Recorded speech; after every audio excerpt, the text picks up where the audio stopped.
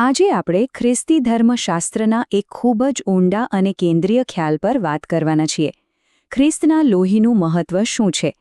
આ આખી સમજૂતી પાદરી એલ્વિસ ફોરચર્ચના ઉપદેશ પર આધારિત છે. ચાલો આ વાતને સમજવા માટે સીધા ધર્મશાસ્ત્રમાં નથી જતા, પણ થોડું પાછળ જઈએ, ઇતિહાસમાં. એક સિમ્પલ પણ બહુ જ પાવરફુલ સવાલથી શરૂ કરીએ.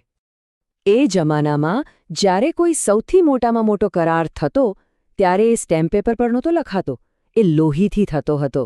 અને એનો મતલબ હતો કે આ કોઈ રમત નથી, આ જીવન મરણનો સવાલ છે.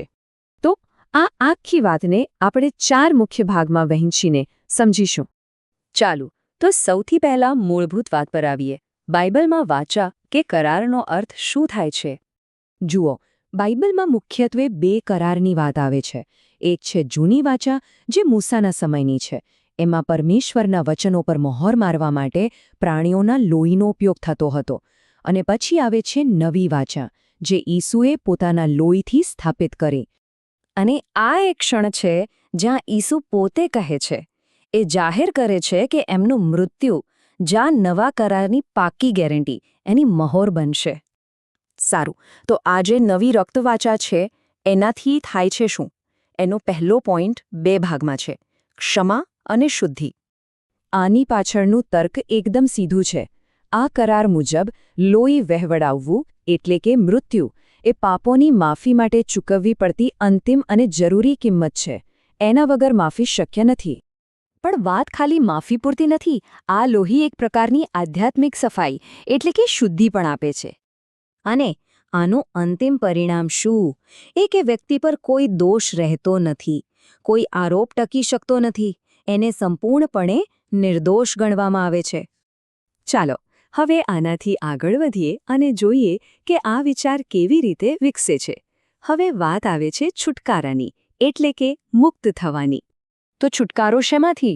આ ઉપદેશ પ્રમાણે એનો અર્થ છે પાપના જે પરિણામો છે, જેમ કે દંડ, અલગ અલગ પ્રકારના શ્રાપ અને પરમેશ્વરનો જે ન્યાયી ક્રોધ છે, એ બધામાંથી આઝાદી.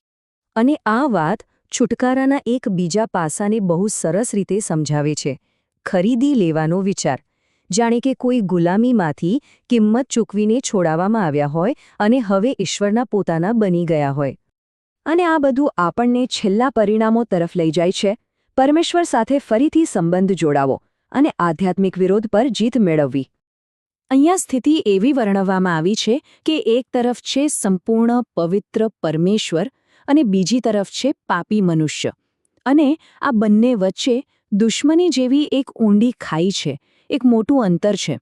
અને ઈસુનું લોહી આ ખાઈ પરના પુલ જેવું કામ કરે છે.